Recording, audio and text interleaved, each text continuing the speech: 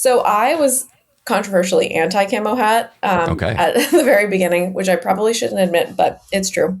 And the reason is that it was happening on the same day that we were rolling out this new brand. And when you're thinking about things from like a traditional brand perspective, like the last Yes. thing you want to do is take this like carefully thought out brand packaging with like a really narrow color scheme. And then the first thing that people see is like an orange version of your logo on camo. And so from like a purely branding perspective, I was like, can we do this any other day? Like Yeah. literally any other day. However, I was incorrect and I'm happy to admit that. Like it was like a very big cultural moment and like the brand is not the point.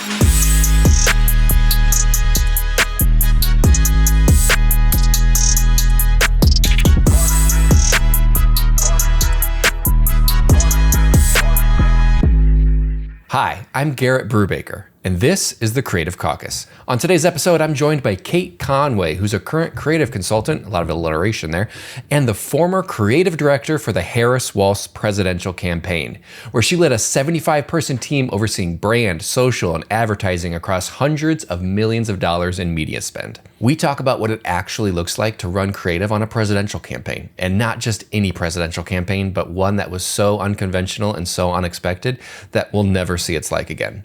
From building a team at scale to producing hundreds of assets a day, and what happens when everything changes overnight. We get into the rapid rebrand after the candidate switch, the strategy behind some of the campaign's biggest moments, and how data, speed, and instinct all collide in political creative.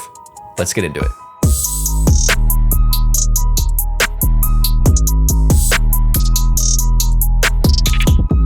All right, Kate, welcome to the Creative Caucus. Thank you so much for being here to chat. Thanks, Garrett. I'm excited to be here and to jabber on about some creative stuff. Yeah, it should be fun. I'm honestly really excited to talk to you just I worked on Pete Buttigieg's presidential campaign, which was just a primary campaign. And so I'm really interested to learn about how like a full regular campaign works.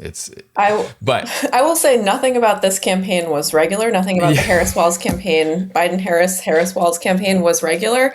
But I don't think because they occur every 4 years, I'm not sure any presidential operation is really regular at this point, especially now that the internet is changing so often and so fast. But yes, excited to talk about what the general election was like, at least in my experience. Well, first, let me introduce you. I'm just going to honestly read off of your website. You are a creative director, a digital strategy leader. You have extensive experience in brand building, audience engagement, digital campaigns for politics, advocacy, and public affairs. In 2024, you were the creative director for Kamala Harris and Joe Biden's presidential campaigns, leading the in-house creative team. You oversaw brand, event design, social media creative, and advertising creative for over $350 million in media spend. And now, so after that, you also, you started your own creative consulting company? Yes, that's right. So I've been working with a variety of clients, primarily in the advocacy and public affairs space. A lot of it is creative consulting for paid media, so helping people figure out like what their videos need to look like to work on the internet. But I'm doing a pretty wide variety of projects. I've been doing some branding and website projects lately that have been really fun, getting back a little bit to my roots as a graphic designer. Some of it's just sort of like creative strategy consulting, like how do we think about creative in like the big picture sense. Yeah. So as a creative person, at your core, you'd say you're a graphic designer. Is that like your first? No, that's how I started out. Actually, I started out as an opposition researcher, and then like my way into creative was through graphic design. And I still like have a particular love for design and photography and visuals. But I think at my core, what I am is somebody like a creative who's interested in creative performance. So somebody who's like really excited about the metrics, which is like a very nerdy approach to creative. But I love to understand like how my creative and how the creative that I work on is operating in any given environment and like how it can be measured and all the nerdy stuff. How did you get into politics?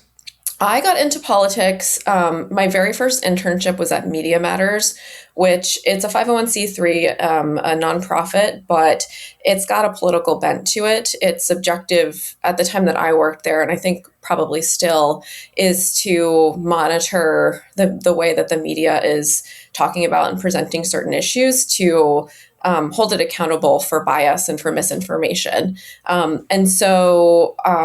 Yeah, that was my entry into politics. And then I've sort of just been getting closer and closer to the campaign world since then.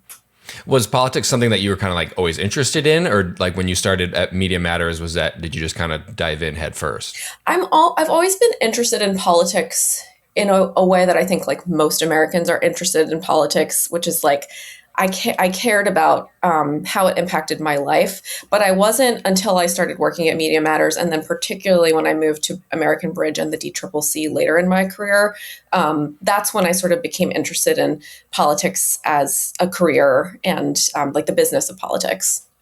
Did you ever think you'd be, where you are now in this deep into politics, managing creative for presidential campaigns? It's an interesting question. I think when I was thinking about transitioning from Media Matters to Bridge and then from Bridge to the DCCC, I really actually sat down and thought about whether I wanted to be a political person and if I wanted to get deeper into politics. I think like a lot of people currently, I had this impression of politics as like a little bit of a dirty business, and I wasn't sure that I wanted to get deeper into it. But I ended up deciding that I did. And so by the time I ended up at the DCCC and I like found that I was really thriving and really engaged and like really loved the business of politics, then I think I started meeting other people who had careers that I admired. And at that point, like someday working on a presidential campaign in a creative capacity, like got onto my radar and for a while seemed like a little bit of a pipe dream. But, was kind of out there as something that I thought would be really interesting and cool experience. Had you worked on any campaigns before you were on the Biden campaign? Not on the ground, but the DCCC, the Democratic Congressional Campaign Committee, which is the committee that's charged with paying attention to House races, operates essentially like a large-scale campaign. It's focused on, nominally 435 different races, but obviously that gets narrowed down to the ones where they could have an impact. And so I sort of came to understand how campaigns work through working with individual campaigns in that capacity, and then in this building that operated largely like a campaign. Yeah, that makes sense. Yeah, and then I also, before the campaign, worked at an agency that had campaign clients, and so was pretty involved in those campaigns. Yeah. You get the feel for how they're run. To some extent. Yeah. So talking about the DCCC, you sent me that you did the whole rebrand for them, which I loved. Do you want to talk about kind of how, before we dive into the Biden Harris stuff, how that rebrand went? Yeah, that was a really cool experience for me because I had never had the opportunity to work on something like that. And so it was just like a really intense crash course in how branding works and operates. So at that point, I was the creative director at the DCCC. Their first creative director is kind of a position that I made up out of personal interest, and they let me do it. I'm really grateful for that. They had this like really outdated logo that was the Capitol and like a wavy flag, and it was really, really detailed. Didn't reproduce well at smaller sizes, which was an increasing problem for digital usage. And then in addition to that, there was no sort of brand system that was consistently being used. And because I was doing a lot of the design work, I started to realize how inefficient it is for organizations to not have defined brand systems. It means that your designers are just making everything up over and over and over. And it also presents like a trust and credibility problem when you're working with other groups. For the DTRIP, that means like donors and members of Congress primarily, and to some extent the public and the news media. Is like, how do you subtly communicate that what you're putting out there into the world comes from a reputable place and an organization, and having no coherent system for what stuff looks like can really like undercut your ability to do that. So I pitched that we like redesign the logo, get a cohesive brand system in place. And then I worked with this really great team of designers led by Lucas Fleischer, who's a creative director working in DC. I think he's at an environmental organization now. And then two other designers, Daphne Karagianis, who I'm probably butchering her last name, and Justin Kemmerling. And they, as a trio, led on the design work while I led sort of the process from the internal DCCC side, kind of as the client. And when you sent these assets and stuff to me, one of the things that I love, and I think one of the things that's great sign of a good graphic designer is going back into history and looking at stuff. And there's this little photo of like this big blocky DCC from '82, and I love when you take those types of inspirations, then make it into this new design. Yeah, that was like a really wild thing to discover, because basically in the parking garage in a closet in the basement of the D Trip, there is a storage closet that has the wildest stuff that you could imagine in there. I mean, it's like literally huge film reels with ads from the 80s are stored in there. And there's just stuff everywhere, just like old stuff everywhere. I don't think anybody has gone through that closet in decades. So they gave me a key and they let me rummage around in there. And I found that that blocky, like, I guess it was sort of functioning as a logo, although it's the only place I've ever seen it on one document. But yeah, it was really cool to discover like people were thinking about the way that, these letters work visually, 30, 40 years ago. Some intern 40 years ago wrote it down on there. I was like, this is really cool. Yeah, probably. Never saw the light of day. And we, with the team, we did explore some logo concepts that were derived from that. And we ended up not feeling like they were the right fit for 2016, or 2018, which was the cycle that it was, the rebrand happened. But it was really cool to kind of dig back into history and see what was there for us to explore. Yeah, I mean, the rebrand is fresh and awesome, and I think it looks great. What would you say? Do you have a creative philosophy or a process that like you kind of take into every project that you do? That's a good question. Like a mantra, or before you start tackling and get into the weeds of things. That's a good question. I don't know that I have a mantra. I have some philosophies that I have picked up along the way that I try to replicate. One of them is like, somebody said this to me at some design workshop I went to once, which was design, don't decorate. Like to think about design as functional, as opposed to decorative, and like to be intentional about the way that you're using all of your choices in design. I think to me that speaks to something that's really core to me, which is that like, I'm almost never the target audience for the work that I'm producing. Like I know too much and I'm too deep in the weeds, and like people don't absorb what I'm putting out into the world in the same way that I absorb it. And so to me, like getting outside of my own head and thinking not about like what my personal aesthetic preferences are, but how any piece of creative is likely to be received by the people that it really needs to connect with.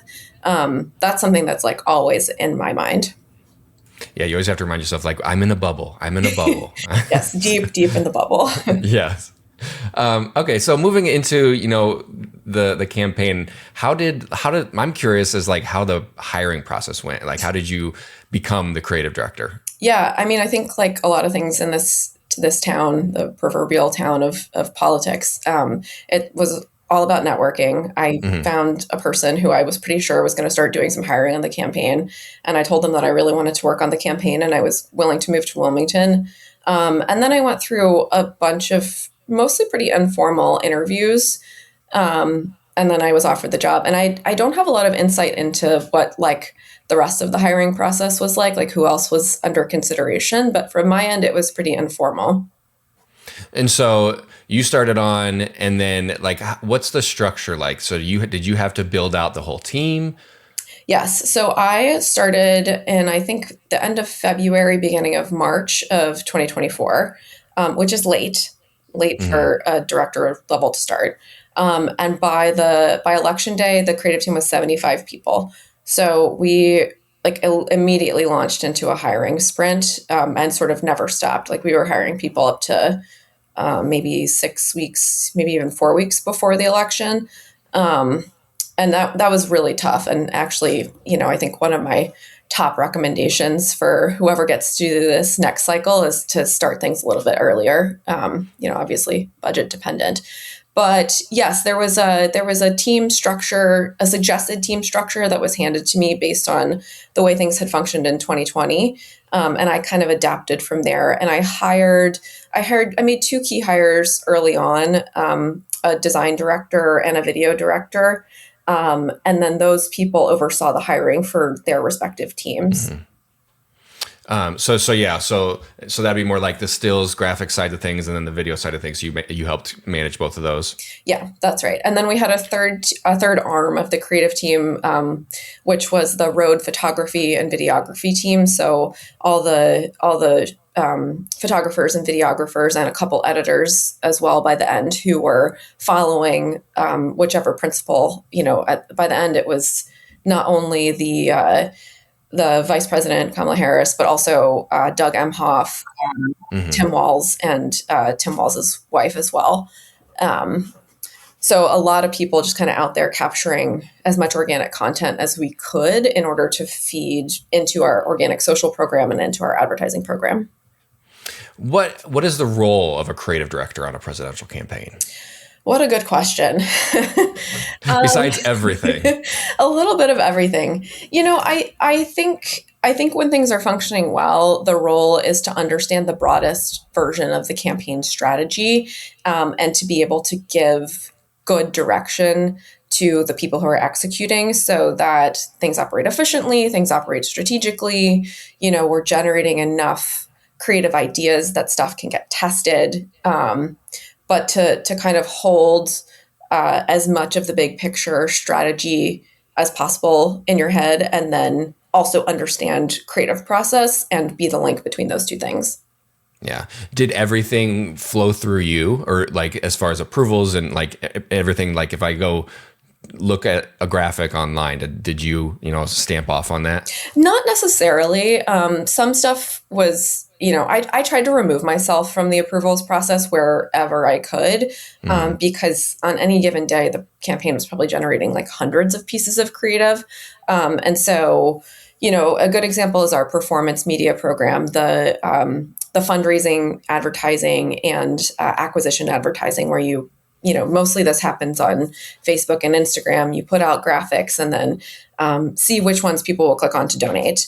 And that is such a deeply iterative process where they're like, probably like 20 Make this graphics. yellow, make this red. Yeah, Yeah. exactly. Testing button colors, testing Hmm. like, I think, a lot of people saw the hot dish ads, which I can send you after this, if you haven't seen them. But basically, ads asking you to donate to get Tim Wall's hot dish recipe. And you're a Midwesterner, so maybe that's like Hmm. very Yeah. resonant for you. I didn't know what hot dish was. That might be more Minnesota. I don't Yeah, know. I think so. I think so. But anyway, like the performance media team tested like dozens of versions of that ad before they found one that stuck, and that didn't flow through me. Like that was through the performance media strategy team and a specific like leg of the design team that was dedicated to performance media. And like the agility gained by that is much higher than Hmm. any sort of like upside of me micromanaging like little bits of creative. Yeah. How do you decide like what you want your messaging to be? Like how do you decide what video you're gonna write a script for and produce, or what graphics, or what you're gonna push? Yeah, that's all derived from the polling and the campaign level messaging, because everything's got to align with what's going out on the communications front, what's going out on the like organic social front, and so on any campaign, messaging is informed by a couple of different points. It's informed by polling, it's informed by the candidate and how the candidate wants to think about and talk about their issues.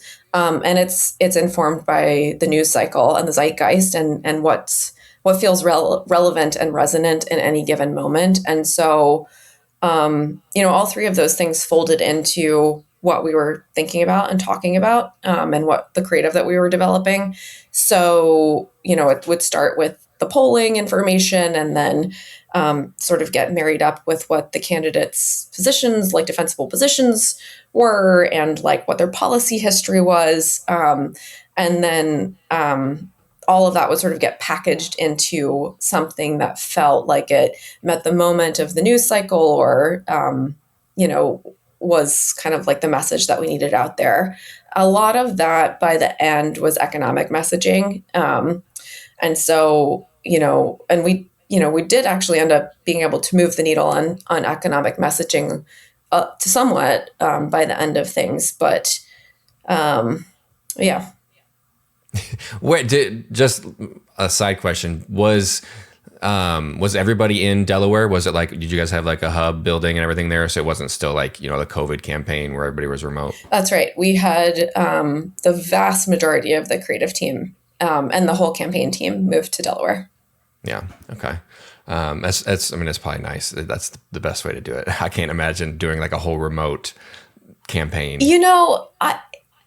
I'm of two minds about it. It was really hard on people, especially because the campaign was less than a year, and a lot of creatives live in New York. It is tough to ask people to give up their apartment in New York and move to Delaware for less than a year. And the housing situation in Wilmington was really rough. It's a small city. It could not support an influx of 2,000 people for a job. And so, I think ultimately I come down on the side of it was good to have everybody in one place for the efficiency of communication.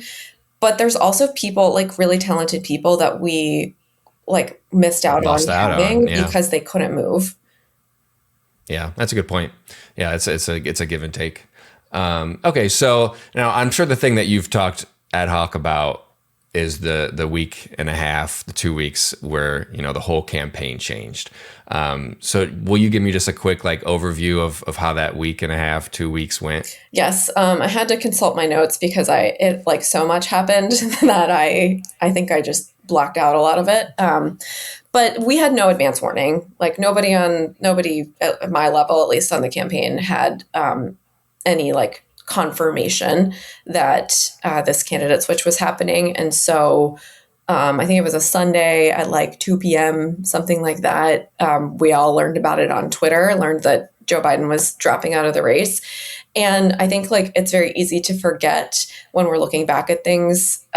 But like nobody knew what the next step was. It wasn't actually clear that Kamala Harris was going to step into this spot, that she was going to be the nominee. There's like a whole bunch of like procedural rigmarole that goes into the nomination process. And so like lawyers were figuring all that out. But I think like what was clear was that from the design team's perspective, from the creative team's perspective, we had the opportunity to set her up for success if this all panned out. And that like knowing that she was the most likely person to take this role to become the nominee, that there was like a pretty big imperative for us to act as fast as possible. And so that afternoon and evening, we basically spent redesigning every asset that we possibly could, so that it reflected her name. Now, a lot goes into a brand identity besides just like the words typed into a logo. Or the words put into a logo, not necessarily typed. So in a normal branding process, like we would never just retrofit a previous candidate's brand for a new candidate. But because of the time frame, and because there was so much to be gained by having some buttoned up assets available on short order, we just decided to use what we had already. So by that evening, we had like a whole bunch of logo options, narrowed it down, picked one, put it on the internet, like changed all the social headers. I was up until 3 a.m. working with some of the designers and our web developer to flip the web assets over to her and to like scrub the site of all Biden content and replace it with Harris content. Meanwhile, like, there was no sort of like new messaging that was like ready for us to plug in. So it was really a process of paring down and removing and figuring out what was approved for use versus like really creating a full new robust site. And I think something like 28 hours after we learned about the candidate switch, we had the new site live, which I'm very proud of. Like that, that's a wild timeline for web work. And a lot of people stayed up really late, like making that happen. And then we had that all done. And then we kind of took a step back and took a breather. And we're like, all right, so that was a cool thing that we just accomplished. But this brand is not right for Kamala Harris. Like her personality, her political identity is not the same as Joe Biden's. And we actually don't get a lot of strategic value out of mirroring his brand identity for her. So then we launched into a rebrand process where I reached out to Ben Ostrower at Wide Eye Creative, and his team took on the visual identity design for the Harris campaign. Now, what made this particularly challenging is because we were going to roll out a running mate in 13 days after I initially reached out to Ben. But we didn't know who it was going to be. Partially, I don't think the vice president had made her choice yet. It took her a while to make her choice, but like that certainly wasn't getting shared with large groups of people. And so we had to develop logos for every candidate that was being reported, every possible running mate that was in the news, which was 8 people. I think I remember we were working on something at this time, and I felt very privileged. I got like a Google folder of logos, and it had like 8 different names in there, and I was like, "Ooh." Yeah. Unfortunately, that was not insider information. That was our best guess based on reporting. Yeah. But we made all those logos. They sort of got narrowed down a little bit. Like some people said they weren't interested or dropped out or whatever. But by the end, I think we still were refining logo types for 4 different candidates, and we ended up building web pages or websites for 3, and then just like threw it out into the world on the day of the running mate announcement, including, I think we had like physical printed banners for this live event in Philadelphia, their first event together. We had 3 different sets of banners printed so that our advanced team could have like really strong visuals for this, what felt like a really important and exciting campaign moment. But yeah, all of that meant that we had to have the kind of logo and brand stuff buttoned up like, less than about a week after we started. So what's the benefit of reaching out to like an agency like Wide Eye to do the branding rather than doing it like in-house on the campaign? Yeah, it's a good question because we had a lot of really awesome brand designers on the campaign, like super talented people. The upside of, or the reason that we reached out to Wide Eye is the internal team was slammed. Like they were busy delivering assets for every team on the campaign, including all of the state teams. There were just like so many design needs and so much that needed to happen in those first couple of days that there was no way we could have done it internally. Wide Eye also has a lot of experience with campaign design, and they have a team that's worked together very closely for years.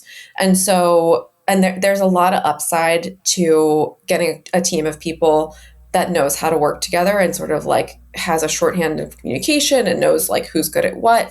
The internal team, while amazing, had only worked together for like a couple of months at most. Yeah. Probably like less than a month for most of the people there. And so figuring out like who would play which role internally would have just been impossible and very messy and was not a recipe for success on a timeline like that. Yeah, you went to a team that's pros and have done it before, and you could rely on. So Yeah. do you want to go over like some of like, I'm curious, like, like how did the font typeface get chosen? How did the colors get picked? Yeah. I can definitely talk about the colors. So one of our primary objectives with this branding was to communicate strength and patriotism. Because of Kamala Harris's gender and race, she gets pegged as like really progressive when she's actually quite moderate and pragmatic. And so for a general election, one of the things that we wanted to make sure the brand communicated was that she was like a focus on patriotism. She's like a very patriotic, pragmatic, strong leader, ready to step into this like very serious role as commander in chief. And so when we were thinking about the design overall and the color in particular, while we didn't want to be like boring, we did want it to be very standard, like red, white, and blue. And that's because we didn't want to open her to criticism about how she's like, flashy, left wing, too progressive, out of touch. And so our color palette, while we made it like a little bit more energetic and youthful than the Biden color palette, really stayed within that red, white, and blue color.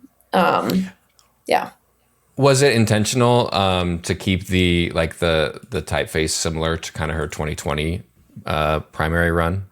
Yeah, it wasn't like we were trying to replicate it, but that typeface is the typeface we ended up using is called Fearless, and it's a modified version of a typeface called Sans Plomb. And it's just very like upright and a little bit compressed, and it looks really nice in like poster design. And so we were thinking a lot about the pragmatic considerations of how type is used in design when we were picking fonts. And so it was really more about that than trying to replicate her 2019 brand, which, was designed for a primary campaign, and based, I think, very elegantly on Shirley Chisholm design. But that wasn't something we wanted to like directly tap into. Yeah, I'm a big typeface nerd. Quick, Oh, really? Kate, what's your favorite font? Oh, I don't know. Come on, you gotta pick one. I have to pick one? Or give me a top two. Oh no! Don't put me on the spot like that. I'll have to think about it. Okay, I do. I love typefaces, and when you're working in political, it's like typeface legibility, right? Is like the key messaging to get across. Like when I make videos and stuff. So yeah, I'll tell you my least favorite font, which is Montserrat. Oh really? I cannot stand those G's. I've moved away from it a little bit just because I used it a lot, but yeah. I feel that. I can't. Every time I see it, I'm like, we gotta switch it. Yeah. Okay, so the campaign switched over, and then one of the first big things you guys pushed out was the launch video.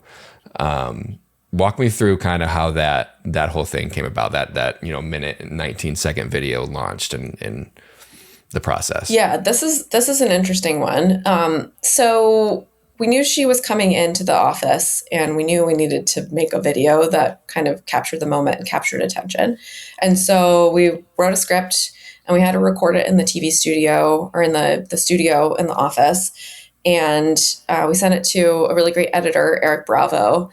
And then he put it to Beyonce's Freedom. And then we took a look at it, and we were like, wow, this song is like really powerful. And this script that we had written, not thinking about that song, totally mismatches. And so we had this decision point where we were like, do we go with, what we already have written and recorded, and do we put a different song and make it kind of like a less interesting video overall? Or do we throw out what we recorded, rewrite a script that matches the like epicness of this Freedom song, and try to get it re-recorded? And so we decided the latter, because what's the point of being on a presidential campaign if you're not going a little crazy? Yeah. And we needed to put this thing out in like a day and a half or something like that. Like this was not a rational process. But My boss, Rob Flaherty, and I basically stayed in the office until like 1 a.m. trying to like write a script that matched the beats of this song and the themes of this song, and also introduced her in a way that made sense. And we used a lot of her existing language and speeches to kind of ease the approvals process, and wrote it so that we could match the language and the beats of the message to the beats of the song. Not literally like the beats of the song, but like the thematic beats and where like sort of interesting musical moments happen in that song. And then we begged her team to record it on the road. I think they did it on a phone, but it's possible that one of the videographers was nearby and there was a real microphone involved. I'm not sure. And got that file back, sent it over to the editor, Eric, and he turned it into the epic video that it is. So one thing I wanted to ask about was the song. Like, so how does that work? Like rights issues using a Beyonce song. So there are folks who were involved with the campaign who are like celebrity wranglers. They have connections to folks, and so the person who had a connection to Beyonce's team sent a text message and said, "Can we do this?" And she gave us her approval. That's sweet. Did Eric have that before he used the song, or was it after? Yes. Yeah. Because he worked in the White House, and the person who had the connection had also worked in the White House. And so it all came together. Yeah. I mean, it's powerful. And it would not be as powerful without that song, obviously. I totally agree. Yeah. And, it actually ended up being a good decision, I think, to cover it entirely in B-roll because, keep in mind, Kamala Harris was thrust into this situation, a pretty overwhelming situation. And then with like no notice, no ability to review this script, we stuck her into a TV studio and filmed her. And she did great. But like, it's kind of a dead environment. Like, it's just not inspiring to have somebody standing in a suit in a studio speaking directly to camera. And so I think the voiceover actually ended up being much more powerful, and the visual paired with the visuals of her out there interacting with people and the visuals of like Americans that we put in there, I think it ended up working a lot better than what we had originally put together. And on the topic of B-roll, I think her at the podium in this video, I think that was like her first event after the whole announcement, like in Wisconsin or something. And I remember you guys, I got like footage for this for some spots, and there was like 10 cameras at this event of her here. And I think it's used beautifully. And like, there's a steady cam, and you guys got all this beautiful footage of her at this first like event where she's speaking, and that lends itself to the cinematic quality of all this stuff. I honestly don't remember. If that was, I actually think a lot of the footage from that was from before the candidate switch, because maybe I'm wrong about that. I don't remember. One of the campaign's vendor partners, Blue Sky, shot a lot of that footage. They did almost all of the TV ads for the Biden campaign. And so they were already set up with like a Steadicam operator and a crew. And so they were in position to get operationalized really quickly to go out to those rallies to film the like higher quality TV quality footage that we ended up using. And one question I had, you might not know the answer to this, but in here there's a little clip of all like the newspapers with the Trump headlines. Do you know where that came from? I don't know. No, I'll have to ask Eric about that because they look like real newspapers, and I'm like, did he collect these newspapers over time and then film them, or is it just a graphic thing? But that was one thing I was like, huh. He's a wizard, so who knows? Okay, awesome. Yeah. So that video kind of just launched everything, and then you guys went on from there. Well, so one other interesting thing that I'll tell you about that video, and I think some of this will be familiar to you because you've done a lot of work in political ads, but we tested pretty much every political ad we made for the campaign to see how it worked in a almost like a focus group environment, although it is qualitative. Or quantitative. It's like an online panel. I'm getting too in the weeds. Anyway, we tested all of our advertising creative. This freedom video was not intended to be an ad. I mean, it's over a minute long. It doesn't fit any standard format. Like, it doesn't make sense for the internet. But we threw it into testing anyway. And until the last couple of weeks of the campaign, it remained one of our top testing pieces of creative from a persuasion perspective, which is interesting to me because there's so much thought about how persuasive advertising should be constructed. And so often you're cribbing the poll and putting it into the ad, and it's like a little bit reconfigured. This had no persuasive message. Like, it was just little inspiring clips. And somehow, regardless of that, when we put it into a testing environment, it, like, in a statistically significant way, moved people towards saying they supported her for president. That's what I would say. People vote on vibes. Yeah, exactly. And I think, like, particularly the moment when we tested it, like, there was so much in the zeitgeist about President Biden's energy level and his ability to do the job. And I think just the strength of the contrast of her being energetic was pretty powerful. So speaking of, like, timing things correctly, you sent me the one video about the funding for, like, the hurricane. I'm trying to find it here.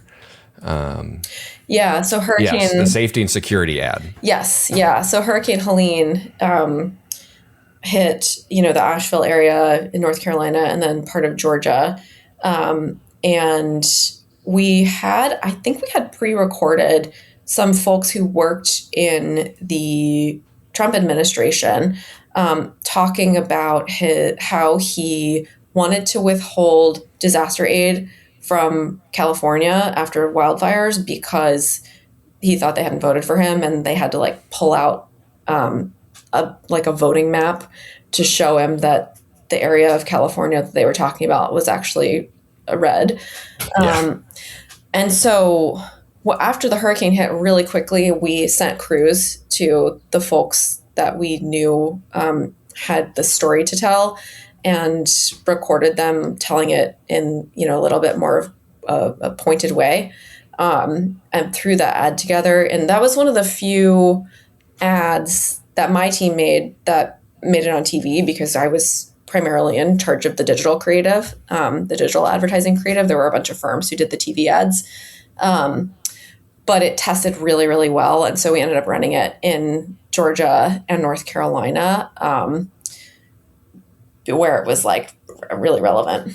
Yeah. So is that something, like, where that happens and you guys have to turn around and be like, oh, hey, we have these assets and we know what we want to talk about, so let's, like, quickly turn this around and hit the moment? Exactly. Yeah. Okay, I always wondered this too. On a campaign, you guys do digital and then you hire out firms that do TV. Why don't you do TV stuff in-house? The TV buying can be kind of complicated. Similar to the reasons that we used a firm for the branding, like, it can be helpful to have a team that's done it repeatedly. Some of it is just,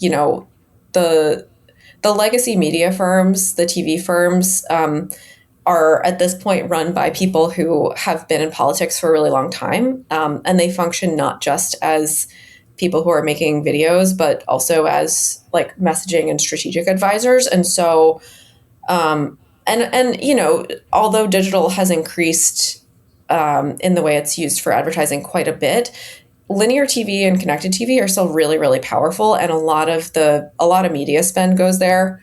And so making sure that that's done correctly is important. Yeah. Now, I think, like, more TV ads can be produced in-house. I don't think it needs to be that strong of a divide. But and I think that'll change as people like you and I age into campaign management leadership levels a little bit more. That was one thing I always found interesting on the campaign that I was on, is, like, that big, there's, like, it seemed like a wall there where there didn't really need to be a wall between those two things. But okay, I want to talk about merch. because I love merch. I think, correct me if I'm wrong, but one of the most popular things you guys had was that camo hat. Talk to me how that came about. Yes. Against my better judgment, I will tell you I was anti. Here, let me. Oh yeah, you got one. There you Amazing. go. Yeah. So I was controversially anti-camo hat at the very beginning, which I probably shouldn't admit, but it's true. And the reason is that it was happening on the same day that we were rolling out this new brand. And when you're thinking about things from like a traditional brand perspective, like the last thing you want to do is take this like carefully thought out brand packaging with like a really narrow color scheme. And then the first thing that people see is like an orange version of your logo on camo. And so from like a purely branding perspective, I was like, can we do this any other day? Like literally any other day. However, I was incorrect, and I'm happy to admit that. Like it was like a very big cultural moment, and like the brand is not the point, you know? Like the point is to engage people. Yeah. And so a member of our design team was, we just got really lucky. She just happened to be there. She came from a hunting family, and so she knew about like camo patterns, and she knew like which color orange to use. Yeah. And it's like very specific.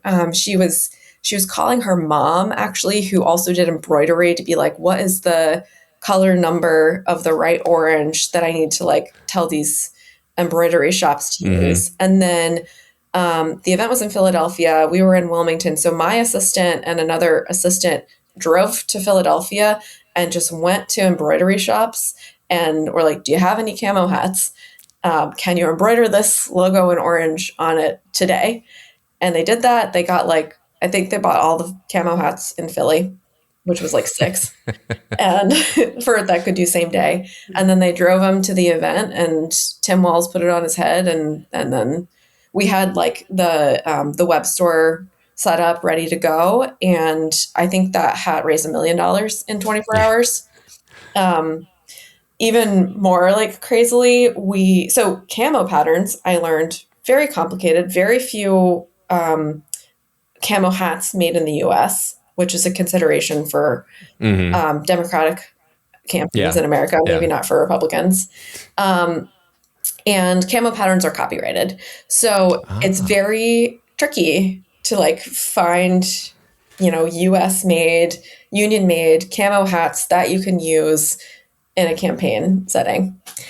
And so at one point, I believe the woman who was running our merch program, like got a factory in New Jersey to start just making more camo hats so we could sell them. And we ended up using like a whole bunch of different patterns because of availability. And it continued to sell really well. I think I waited a couple months after I ordered for it to come in just because they were like sold out. Because we were convincing a factory in Jersey to make them. Yeah. I love that. Was there any other like surprise merch things that you guys had or did that stuck out? That was really the big one. Or anything like that you didn't think, like something happened, you're like, okay, we have to make a merch, like we have to put that on a shirt or something. I think so. After the Milwaukee is a horrible city comment, we did make a t-shirt that had like Milwaukee on it, or it had Wisconsin on it, and it had like a star, and it was labeled horrible city, and those sold pretty well, but nothing like the hat. The campaign merch that people tend to buy is the logo stuff. Yeah. And so, I love campaign merch, but I don't like, I like the cool things. I don't like buying just, this has a logo on it, but it's a camo hat, so it's cool. Yeah. You and everyone else agrees. Yeah. So, we tested a whole bunch of different stuff. And some of it worked pretty well. But nothing ever, like the mugs, people just like to buy mugs. Yeah. And t-shirts. A campaign mug did you guys do buttons? I'm sure. Yeah. And stickers. Yeah. Buttons are always big. Yeah. And stickers are great because you can ship them in an envelope. So it's really easy to get them out to people. Yeah. Okay. Let's move to the debate. You sent me a lot of the debate, graphics and designs you guys did for that. What was the philosophy behind that whole event? Yeah. So entire objective with the debate design was to put ads up in Philly that would get news coverage that would irritate Donald Trump. That was the whole purpose. And so, there was some stuff that was designed to suggest that like Philadelphia was supportive generally of Kamala Harris, and to make it feel localized. But the overarching objective was to get news coverage and irritate Trump so that he would go into the debate flustered. And so a lot of our design centered on crowd size, because at this point in the campaign, he was getting a lot of flack for not being able to fill the venues that he was speaking in. And there was some clips of people falling asleep that were kind of going viral. And we were aware that it was becoming a sensitivity on his part. And so we wanted to exploit that. Meanwhile, Kamala Harris riding the energy of this very sudden switch was filling like bigger and bigger arenas, and selling out events and just capturing a lot of energy. And so we wanted to drive that wedge. So a lot of the ads that we placed referred to relative crowd size. And we were all watching the debate, and there is a moment where Harris gets a little jab in about crowd size, and you could almost tell, you could just tell that he had seen some of this coverage, because he immediately lost his mind and starts getting really upset and was like, "Why are you always talking about crowd size?" Something like that.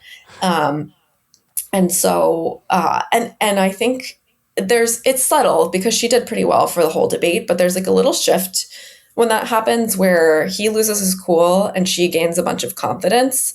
And so to me, that felt like a really fun success to watch your kind of sneaky objectives come to life and have the intended impact. Yeah, you're like, it worked. Yeah, we got him. Exactly. Take me into the debate night, in headquarters. What is that like? So there's a whole rapid response operation built up. A lot of it is clipping, taking the best moments of what your candidate says and the worst moments of what the other candidate says, and making sure that they're getting it out online. We had kind of everybody on staff on call or in the office, and assigned to different work streams. So there was somebody whose job it was to make rapid response fundraising graphics in case we wanted to leap on a particular moment. We had somebody who was assigned to merchandise. I think a good example of this working, which didn't pan out for this debate, but back in 2020 when the fly landed on Mike Pence's head and the campaign put out a fly swatter. So that's the kind of moment that we wanted to be ready for, even though no opportunity presented itself. And so a lot of people don't end up actually doing that much during the debate. Afterwards, then there's an objective to kind of get all of the most interesting storylines and narratives packaged up into something that can either go out as an ad or go out as continued organic content. And so we had some writers and editors on call. And then I think I got on a call with a bunch of the TV folks, and we kind of divided up all of the videos we wanted to make, and then made as many as we could. And I mean, because the debates just give you this wealth of content, and then you go off and make a whole bunch of stuff with it. Yeah, and it's more likely that it'll connect to people because people are aware that a debate happened. Most people don't watch the debates, but it just feels more relevant. So if you can get that content into their feeds, either through paid or organic, they're a little bit more likely to watch it. Yeah. Okay, touching on, you sent the and this will go into another topic I want to talk about. You sent the Aretha Franklin's Think video. You just said, you just liked it. What did you like about it? I just like it. It's a great song. I think the message of that song was really poignant, I think, for the moment that we were in. And I'm not saying that this video is the end all be all of campaign messaging, but we were really trying to help people understand the dangers of a Trump presidency and how, and to remind them of what 2020 was like and how chaotic it was and how much Trump was in it for himself. And there's this message that's woven through the song that's you better think about what you're trying to do to me. And so we put that together with all of these visuals of people sort of exercising their democratic rights and being involved in public life and in civic life. And it just kind of came together as like a fun video. Like it's just fun to watch, which I think is something that we lose sight of sometimes on the political creative front, is like we are trying to get people to voluntarily consume things. And there's been a bit of an over-reliance on paid media. But, the more that we can engage people like voluntarily, like people who want to consume the content, the better. And so, just making stuff that's fun to watch is good. I mean, it is a form of entertainment almost. Yeah. Well, it should be more than it is, I think, even. Yeah. And then the other one was the Detroit ad, which was voiced by Courtney B. Vance. That one was more of a response to things that Trump had specifically said, correct? Yes, that's correct. He came after Detroit. And so I think he said, nobody wants to live there. I can't actually remember the exact statement at that point. And so we wanted to tap into this like sense of pride that Detroit has. Like it's a bit of an underdog city in a lot of ways, but has, that this Detroit versus everybody brand which is trademarked, is a really popular brand, but just kind of speaks to the pride that people who live there have in that city and the region. And so we wanted to tap into that and make something cool and fun that would galvanize people. And that was really successful from a tactical perspective because it got a lot of attention and replay from people who are influential within the community, within the Detroit communities that we were trying to reach. Some like podcasters and musicians played it on their shows, which is exactly the kind of engagement that you want. Yeah, which you can't buy. You can't buy that kind of engagement. No, yeah, exactly.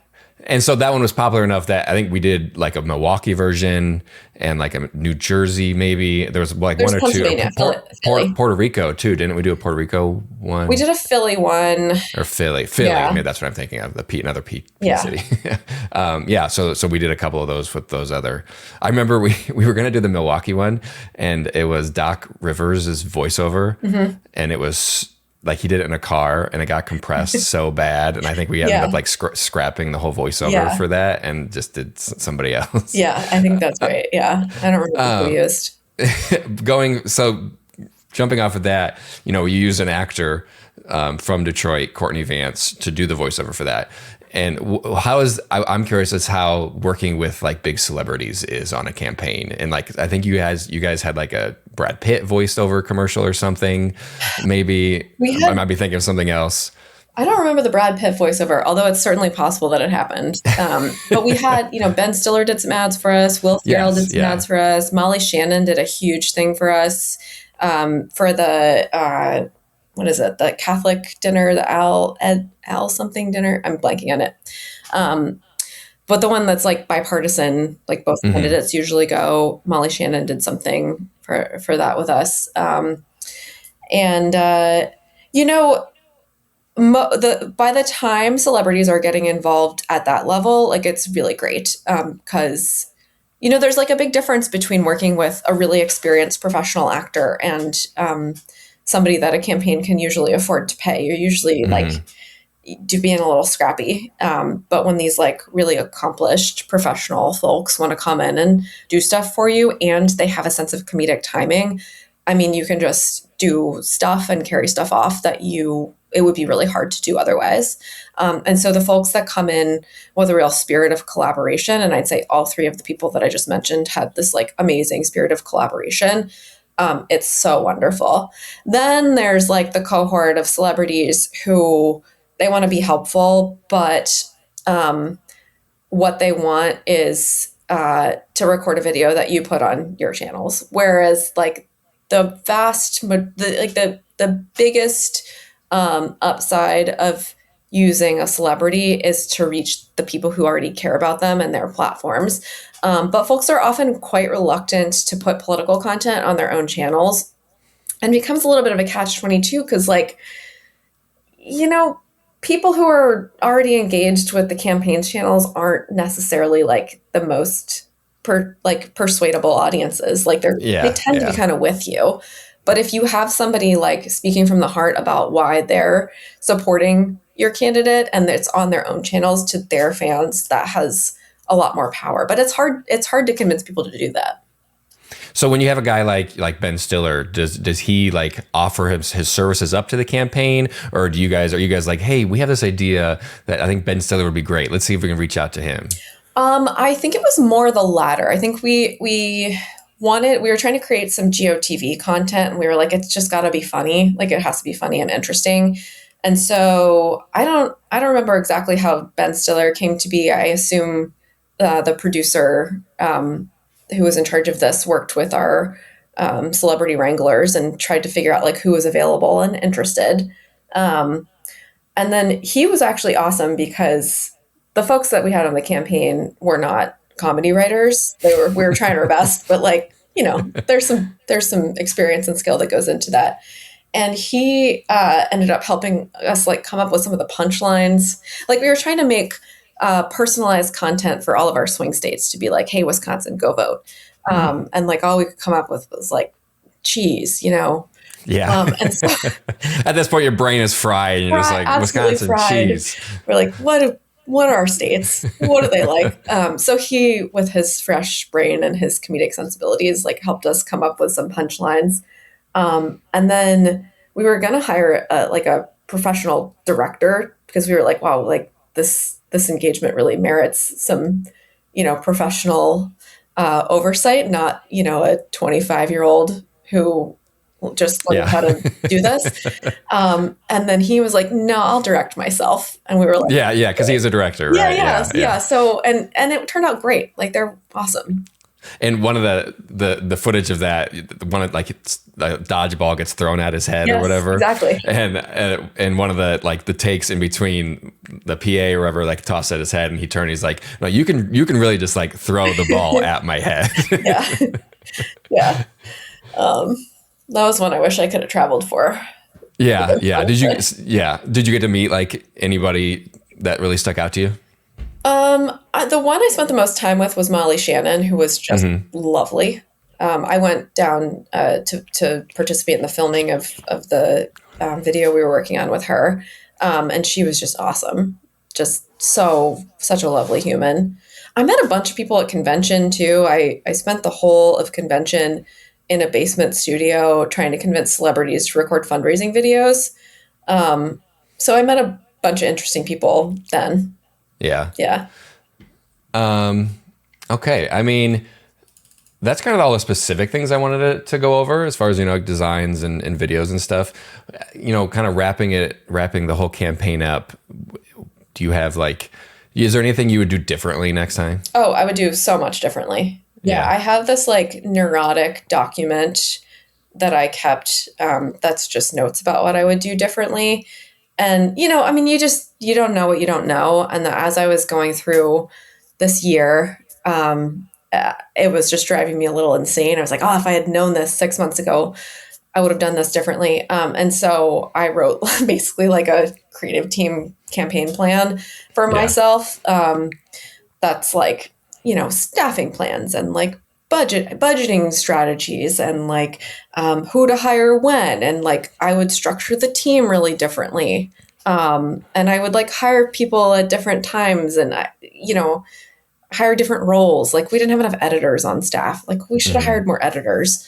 That was also like hard to convince editors to move to Wilmington. Anyway, so like a million things differently. And my hope is that while I probably won't go move to whatever the next version of Wilmington is, that I can help some campaign that I'm excited about with this like planning, because I just have so much information that has no home right now.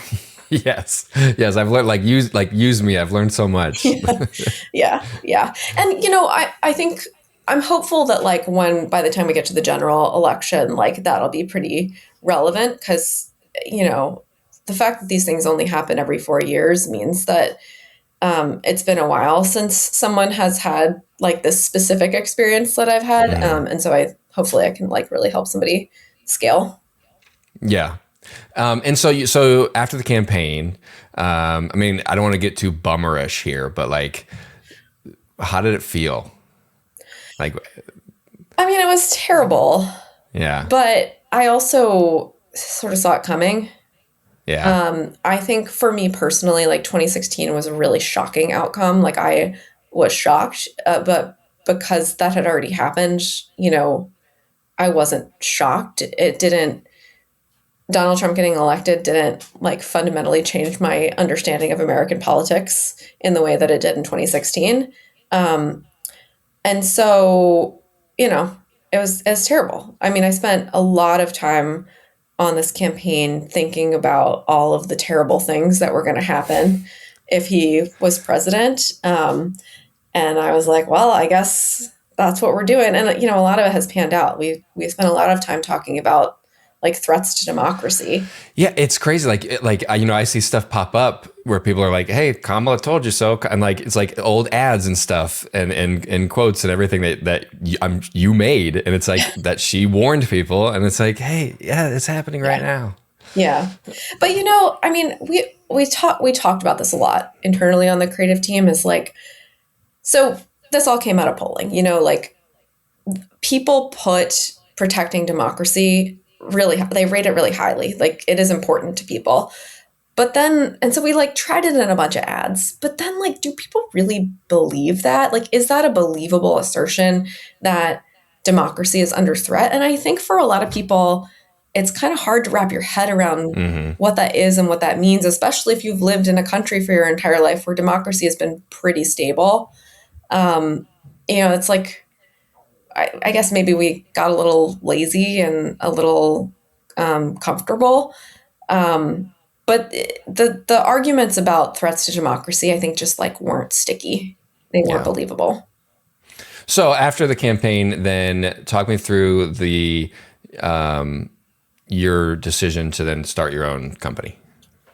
Yeah, I mean, I wasn't ready to go get a real job for a while, and so I just kind of thought maybe I'll see what happens if I start doing a little work here and there with clients while I figure out what I want to do next. And it just kind of became a thing that was sustainable. And it's been really fun. Like I've been able to work with a whole bunch of different people and on projects that are really different than what I've worked on previously. So I'm getting to learn a whole bunch of stuff, and that's really cool. Yeah. Do you have like a dream ad or anything that you would love to make that like if nobody could tell you no, or even if it was something on the campaign where you're like you really wanted to do something, but they're like, no, let's not do that. On the political side specifically, or Yeah, sure. um, Or not political. What's your other dream ad? I don't know. I don't know if I have like a specific ad. That's not how I think about things. Like I Yeah. like to solve problems. Like, and so to me, the most exciting ad is like the most high budget out of the box idea I can come up with that's mapped to a problem that I'm trying to solve. Like if I have an unlimited budget to run like a really off the wall campaign that's designed to like move public opinion, like that's great because I don't often think in terms of like a specific ad. I think in terms of like how are we disseminating a message across a variety of channels, and it's so different, and like the stuff that's going to be exciting and interesting on paid social is so different than linear TV or connected TV. And I like to think about like, you know, how does earned media play into that too? So I don't know. That's not a very good answer. No, I mean it's great. Like you see things from a big picture of how everything Yeah. kind of works together. Yeah. So, do you this this is your? I want to give you a chance to pitch yourself, your company. Why should people, if people are looking for a creative director to help them with some stuff? Yeah, I mean, I think if you have a problem that involves public affairs and somebody who needs to operate at a campaign speed with like some degree of scrappiness, then I'm very well positioned and experienced to be your scrappy little person. And particularly on the advocacy and public affairs side, I just really enjoy working with teams and with creatives and kind of empowering everybody to do their own really interesting best work and then I think my role is thinking about how it all comes together and is measurable and impactful, and how we can think outside of the box in terms of strategy and get out of that sensibility where we're thinking in terms of like one TV ad, which is, I think, how a lot of existing institutions are thinking about their media. Yeah. And I mean, your body of work speaks for itself. I think you're an amazingly talented designer and creative and director. So, if you need somebody, give Kate a call. Yeah, give me a call. Well, I have been very fortunate to work with people like yourself who make me look very good. So thank you for always being around and willing to. I think there were like multiple ads where you literally worked overnight. Oh, probably. Yeah. Like, I mean, how can you say no, right? Yeah. Well, I still, like, a lot of people do say no. So that's my fault. I'm very bad at saying no. You did tell me no when I asked you to move to Wilmington, which I will, which I do resent you for. But my wife and I talk about going on a campaign again, and she pretty much just says no. It's not going to happen. No. So I'm staying in South Bend. Okay. But Kate, thank you so much for joining. Loved talking to you, learning all about how the campaign worked and everything else that you guys have done, that you've done. So I appreciate you. Yeah, thank you so much for having me. This was really fun. Huge thanks to Kate Conway for coming on the show and giving us an inside look on what it takes to run creative on a presidential campaign, and a crazy presidential campaign at that. If you enjoyed this conversation, make sure you subscribe to the Creative Caucus and follow us on all socials at the Creative Caucus for more deep dives with the strategists, editors, and creatives behind the work you see every day. And if you know someone in the political creative field, or you have a campaign or an ad that you'd like me to take a look at, leave a comment, send it my way. Until next time, keep the vibes up, because like I told Kate, that's what people vote on.